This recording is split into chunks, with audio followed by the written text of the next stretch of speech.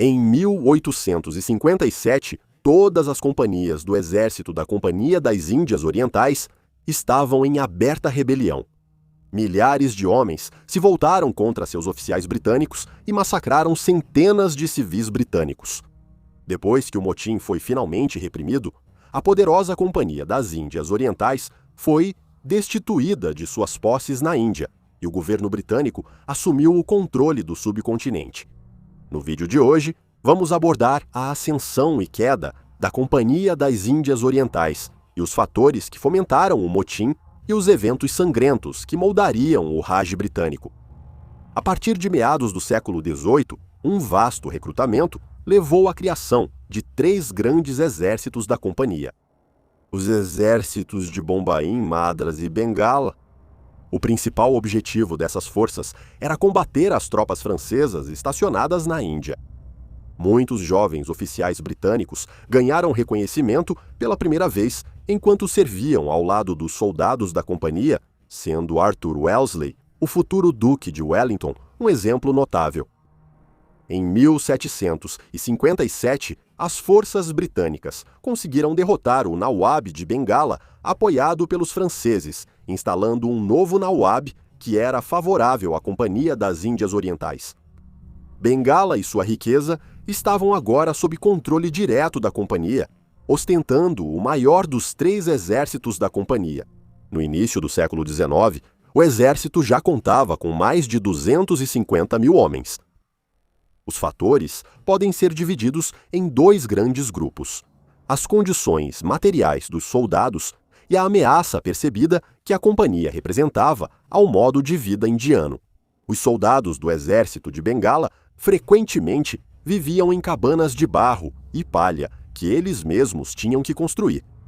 Muitos dos soldados mais jovens e competentes acabavam ficando presos em patentes baixas, já que a promoção era baseada no tempo de serviço.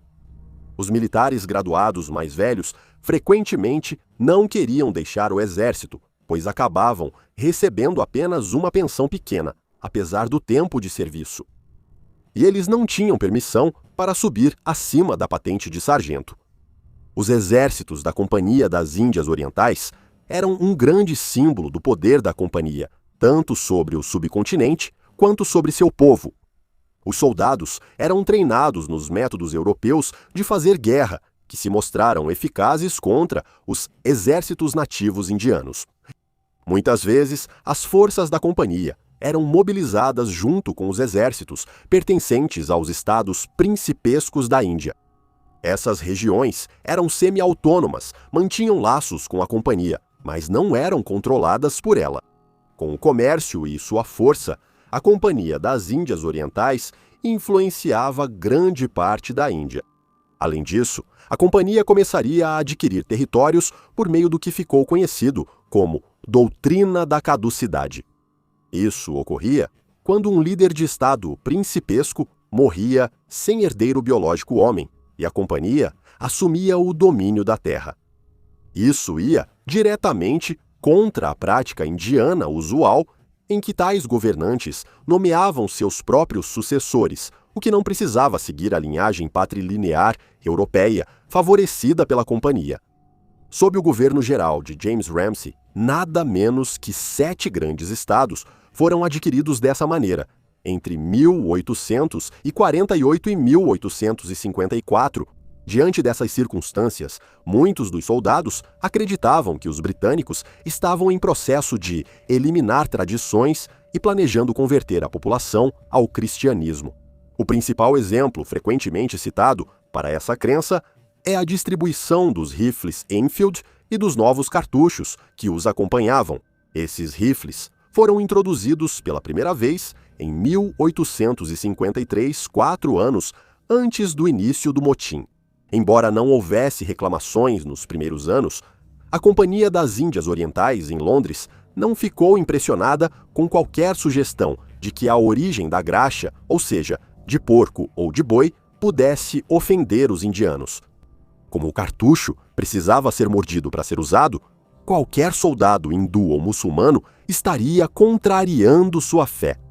Em janeiro de 1857, a gordura usada no cartucho seria trocada. Em vez disso, os soldados receberiam cartuchos sem gordura para que pudessem usar qualquer gordura que desejassem. Mas então começou a circular um boato de que o próprio papel continha produtos de origem animal considerados ofensivos e que as rações de farinha continham ossos moídos de porcos e vacas. É amplamente aceito que os cartuchos foram um fator-chave para o motim, mas isso pode ser visto, na verdade, como um sintoma da crescente desconfiança na companhia, ou como a gota d'água que fez transbordar o copo. De qualquer forma, o motim logo se seguiu. O que é considerado o primeiro caso de motim é atribuído às ações de Mughal Pandey, um cipaio do exército de Bengala. No dia 29 de março de 1857, Pandey pegou seu rifle e estava incentivando seus companheiros de infantaria a se revoltarem contra as injustiças da Companhia das Índias Orientais. Uma delas era que os cartuchos transformariam os cipaios em infiéis. Um oficial britânico, chamado Tenente Baer, foi informado e começou a lidar com a agitação.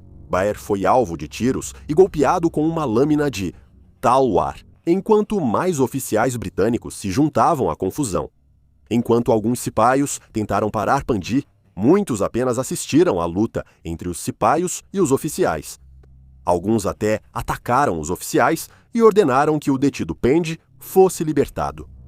Pandey, no final, atirou em si mesmo, mas sobreviveu ao ferimento de bala.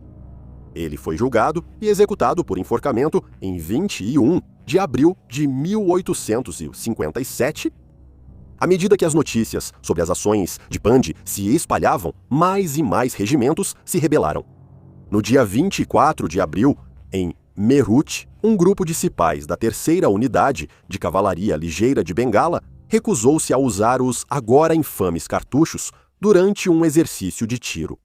Os soldados foram condenados a trabalhos forçados e prisão, com toda a companhia sendo obrigada a assistir enquanto os soldados rebeldes eram cerimonialmente destituídos de suas patentes e uniformes antes de serem enviados para suas celas. No dia seguinte, os cipais presos foram libertados da cadeia e os arsenais foram saqueados. No massacre, cerca de 20 civis britânicos, incluindo 8 crianças, foram assassinados. Cerca de 50 civis indianos foram mortos, muitos deles tentando esconder seus empregadores dos rebeldes. Muitos desses soldados seguiram para Delhi para continuar a rebelião, frequentemente recebendo apoio de civis indianos enquanto buscavam retomar a Índia. Em Delhi, os soldados solicitaram o apoio de Bahadur Zafar, o idoso e praticamente impotente governante mogol da cidade. Nesse momento, soldados de outros regimentos já haviam pedido a Zafar ajuda para derrotar a Companhia das Índias Orientais. Os soldados, em sua maioria hindus e muçulmanos, acreditavam que a neutralidade de Zafar em relação às religiões e sua influência ajudariam em sua causa. No final, Zafar ouviu os cipais e aceitou, ainda que um pouco relutante, atuar como líder da rebelião. Com Zafar como líder, regimentos inteiros de soldados bengalis ou se juntaram aos cipais ou se recusaram a agir contra os rebeldes. No dia 11 de maio, os oficiais britânicos que comandavam o arsenal da cidade tentaram lutar contra os cipais. Temendo que o grande estoque de pólvora e armas caísse nas mãos dos rebeldes, eles explodiram o arsenal, e a explosão resultante matou muitos nas ruas próximas. Os soldados britânicos restantes na cidade foram capturados e mortos. Após a tomada de Delhi, muitas cidades caíram diante do motim crescente, ansiosas para se livrar do domínio britânico. Massacres de civis britânicos foram realizados pelos rebeldes enquanto anos de ressentimento vinham à tona. Na cidade de Kumpu, a cidade foi sitiada pelos amotinados junto com o comandante da cidade, General Hugh Wheeler. O general esperava contar com o apoio de um líder local chamado Saheb Peshwa II. Saheb foi um dos afetados pela doutrina do lapso. De acordo com o testamento de seu pai adotivo, Saheb era o herdeiro presumido ao trono. Além disso, ele teria herdado a pensão de seu pai adotivo de cerca de 800 mil libras por ano da Companhia das Índias Orientais. No entanto, após a morte de seu pai, a companhia recusou-se a conceder-lhe a pensão, alegando que ele não era filho biológico. Em vez de ficar do lado dos britânicos, Saheb assumiu o comando dos rebeldes. Na última semana de junho, Wheeler concordou em se render, pois não havia suprimentos suficientes para um cerco prolongado. A condição de rendição do general Wheeler era que os soldados, mulheres e crianças teriam passagem segura para fora da cidade. Saheb aceitou isso e no dia 27 de junho, os britânicos embarcaram em barcos que os levariam para um local seguro. No entanto, eles foram atacados por soldados rebeldes, os barcos foram incendiados e a maioria dos homens foi assassinada, incluindo o general Wheeler. O destino das mulheres e crianças, de acordo com a J. Shepard, foi o seguinte: quando todos os operários das fábricas já haviam sido mortos, a ordem para cessar fogo foi dada pela cavalaria, e as pobres mulheres e crianças que sobreviveram foram retiradas do rio e reunidas na margem. Muitas estavam feridas por balas e golpes de espada. Seus vestidos estavam molhados e cheios de lama e sangue. Elas então foram obrigadas a entregar quaisquer objetos de valor que pudessem ter escondido consigo. As que sobreviveram ao ataque foram levadas para um prédio chamado Bibahá, que em tradução livre significa Casa das Damas. As condições lá eram precárias, o que fez com que as cerca de 200 mulheres e crianças mantidas em cativeiro adoecessem, muitas morrendo de disenteria ou cólera devido à situação insalubre. Quando ficou claro que os britânicos retomariam a cidade, Saheb ordenou o assassinato das mulheres e crianças restantes. No início, os rebeldes se recusaram a cumprir as ordens de atirar na casa para matar mulheres e crianças. Mas um pelotão de execução, liderado pelo guarda-costas de Saheb, entrou no prédio e matou os prisioneiros de forma metódica, com espadas, facas e machados. Os mortos e os moribundos foram então despidos, mutilados e jogados em um poço. Os soldados britânicos que descobriram os corpos agora estavam ansiosos para aplicar justiça retributiva nos rebeldes. As notícias do massacre chegaram ao público britânico, ansioso por uma resposta igualmente violenta, com barbárie sendo respondida com barbárie. A cidade foi retomada no dia 16 de julho e os cipais rebeldes foram presos. Os britânicos, então, obrigaram seus prisioneiros a limpar o sangue do chão do prédio Bibahá, e eles foram forçados a limpá-lo com a língua. Uma série de forcas foi erguida ao lado do poço onde os corpos eram jogados para que os rebeldes morressem à vista do local do massacre. Alguns amotinados foram amarrados sobre os canhões e, em seguida, os canhões foram disparados, um castigo dos tempos do Império Mughal, que foi adotado pelos britânicos. Saheb nunca foi encontrado e muitos acreditam que ele fugiu para o Nepal. Os britânicos conseguiram, no final, montar contra-ataques e retomar as cidades que haviam sido tomadas pelos rebeldes. A região do Punjab e sua população, majoritariamente Sikh, não eram simpáticas ao domínio Mughal devido à opressão anterior. Embora alguns cipais do Punjab tenham se amotinado, muitos foram direto para Delhi e se juntaram a outros rebeldes. No entanto, muitos dos amotinados foram capturados e presos ou mortos pelas forças da companhia leais aos britânicos. Além dos soldados regulares, milícias mal treinadas foram convocadas das comunidades Sikh e Pashtun para se juntarem à luta, com mais de 30 mil pessoas aderindo à causa. O fato de os britânicos controlarem o Punjab, tendo uma base segura, e soldados em quem podiam confiar para não se rebelar, provou ser vital, com as tropas Sikh sendo em grande parte responsáveis por retomar Delhi. Com a retomada das cidades, as forças britânicas executavam sua vingança sangrenta. Ordens de não fazer prisioneiros foram dadas. Muitas vezes, não havia distinção entre amotinados ou civis pegos na guerra. Um jovem oficial, envolvido nos esforços para retomar Delhi, se chamava Edward Veal Bart. Edward havia perdido a maior parte de sua família no massacre. Ele disse: as ordens foram dadas para atirar em toda a alma viva. Foi literalmente assassinato. Tenho visto muitas cenas sangrentas e horríveis ultimamente, mas algo como o que presenciei ontem, rezo para nunca mais ver. As mulheres foram todas poupadas, mas seus gritos, ao verem seus maridos e filhos sendo massacrados, foram extremamente dolorosos. Só Deus sabe que não sinto piedade, mas, quando um velho de barba grisalha é executado diante dos próprios olhos, é preciso ter um coração muito duro para olhar com indiferença. Qualquer cipai de um regimento que tivesse se amotinado e não conseguisse dar uma explicação adequada para suas ações deveria ser enforcado. No entanto, o assassinato de civis era algo muito comum. Em um distrito de Delhi, cerca de 1.400 civis desarmados foram assassinados com espada e baioneta.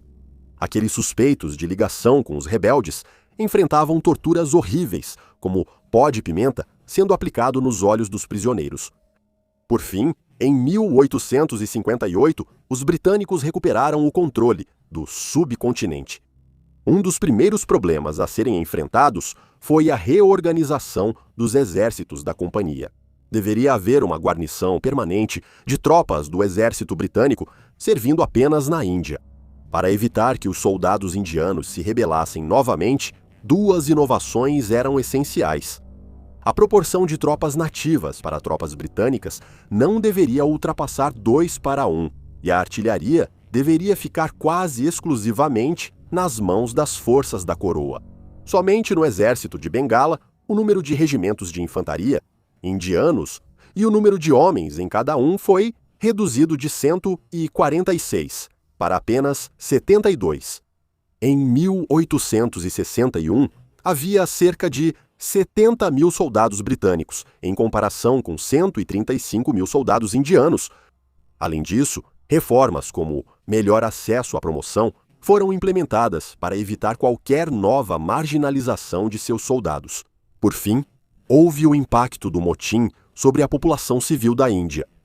A sociedade tradicional e aqueles considerados os legítimos governantes da Índia protestaram contra a influência estrangeira dos britânicos, mas fracassaram.